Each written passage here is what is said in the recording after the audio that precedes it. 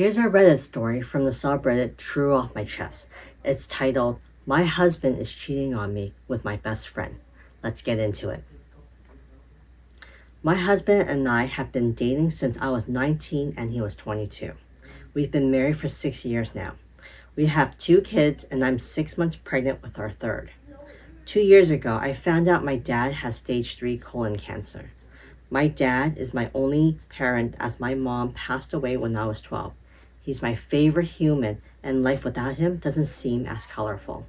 His laugh is contagious, and he gives those big bear hugs that seems to make all your broken pieces feel like they're perfectly in place again. Whenever I had a bad day, he doesn't poke and prod and just lets me vent and listens. About 5 months ago, we discovered the treatments aren't working for him, and in direct quote of the doctor, he says months, not years. Since then, he's gotten progressively worse and now is losing memory. He looked at the dog he got for me on my 21st birthday and says, "Wow, that's a nice dog. Where'd you get it?" My husband has been my absolute rock. He has been there for me, holding my hand and helping me through this. He's been so loving and attentive to both my kids and I. Don't get me wrong. I am a mother first, always. I don't allow myself to wallow. My kids are still loved, cared for, played with, and I haven't let my load slack around the house. Once my dad got his updated prognosis, my husband encouraged me to quit my job. About a month later, we discovered we were again pregnant, and I still haven't let go of my job. I kept holding out for some reason. After finding out I was pregnant again, he assured me it was still okay to quit my job, that honestly it would save us a small fortune on daycare costs.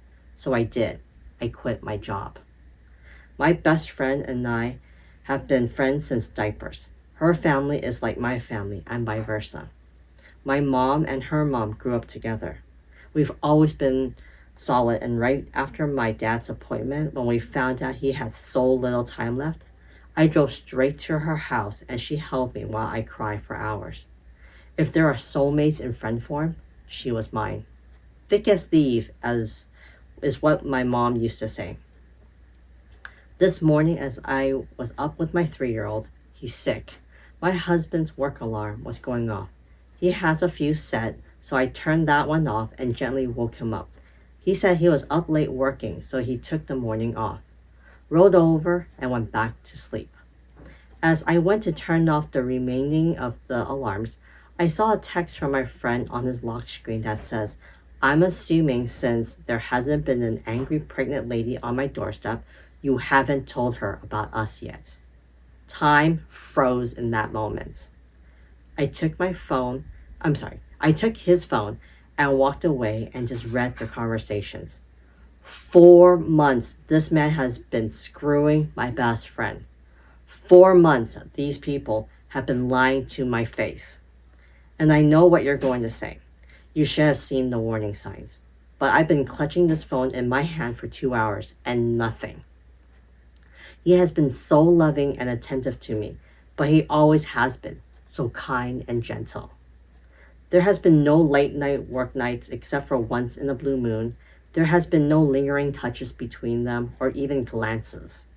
They act as they have since the day I first introduced them. How sick is it that she called him her brother, but she screws him? I know so many people get a moment of clarity in situations like this, but I have none. Aside from being sad about my dad, I haven't changed. I'm still a loving wife and mother. I still dote on him and my children.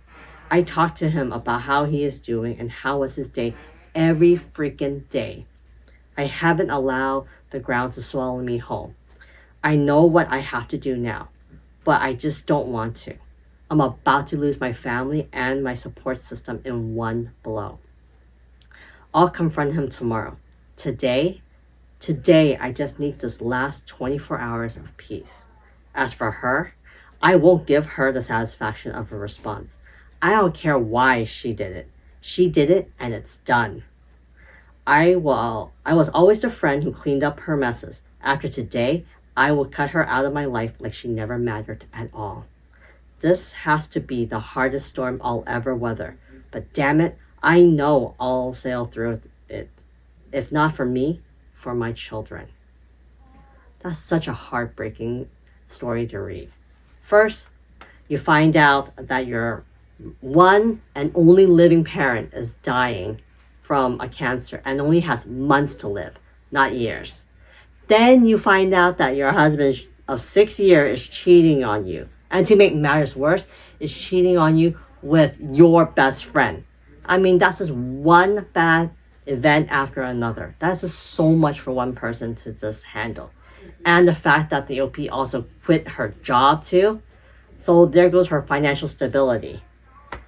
I mean, I just feel really bad for the OP. She's stuck in a terrible situation. She's 6 months pregnant. She has a dying father. Found out her husband and her best friends are screwing each other for months. That's just, wow. It's just, I don't even know what to say. That's just a lot that's going on. But the OP does provide a small update. So let's get into that. A small update about everything going on since my kids are now in bed for the night. I spent the morning gathering everything I could and making a checklist. I sat in my office for the better part of the morning telling my husband that I was preparing things for my dad. Not a total lie. I did have to get him sorted with hospice today. My boss would be happy to have me back. However, my lawyer says pump the brakes on the idea for the time being. However, my old boss did tell me that whenever I'm ready, the door is open and to just give her a call. He does not have access to my inheritance from my father nor my mother. My lawyer assures me in that.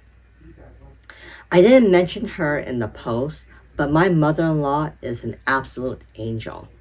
I love and adore her so much, and she's always been a shoulder to lean on.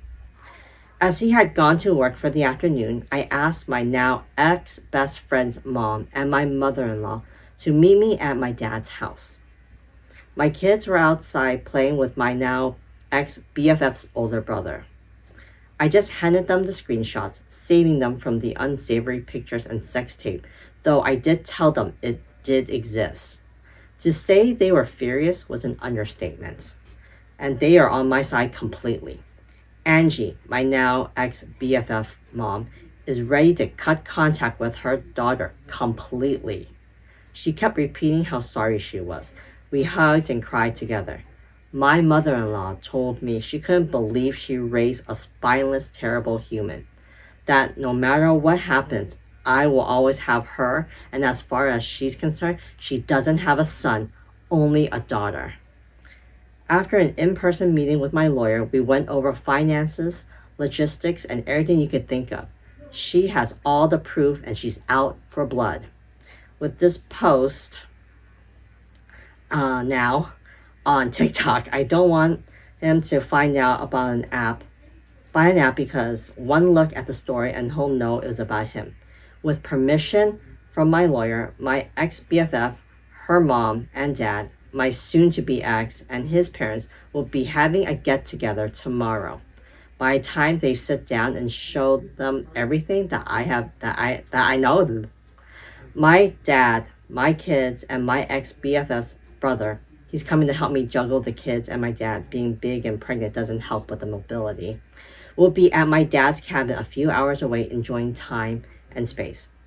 I know a lot of people were hoping for me to get revenge or do psychological warfare, but honestly, after my kids went to bed, I took a shower and just broke. I don't have the strength or energy to dish anything out. I just want out. Pretend like everything was okay today was too exhausting, and I just don't want to do it. Once he finds out tomorrow, I'll update with aftermath, as I'm sure it will be huge. As for now, thank you all so much for your kindness, warmth, and support. Truly, your words have helped give me the strength to keep my head above water. I appreciate every single last one of you for everything. I really want to know what happens at that meeting.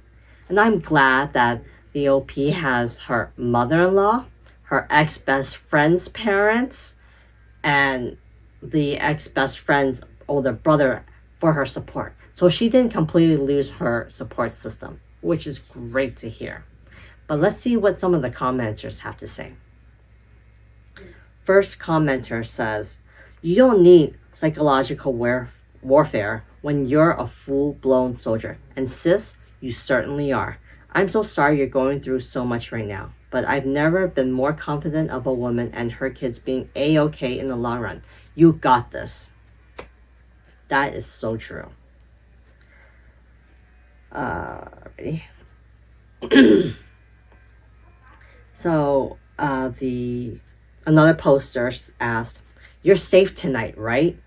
I was just a worrier. OP does respond by saying, I am, thank you. My ex-best friend's brother is staying at the house. Not uncommon as he usually does when he's home on leave. And then a follow-up commenter says, the fact that you have the support of families of the people who betrayed you is touching. Often families side with the betrayer if they are family and not the betrayed. Morality is one of the rare things that can trump family. That's very true. Well, I can't wait to find out about what happens next in that meeting. So if you want to also find out what happened in the meeting, join me for the next video. And if you like these types of stories, remember to continue to like and subscribe. I'll see you guys later.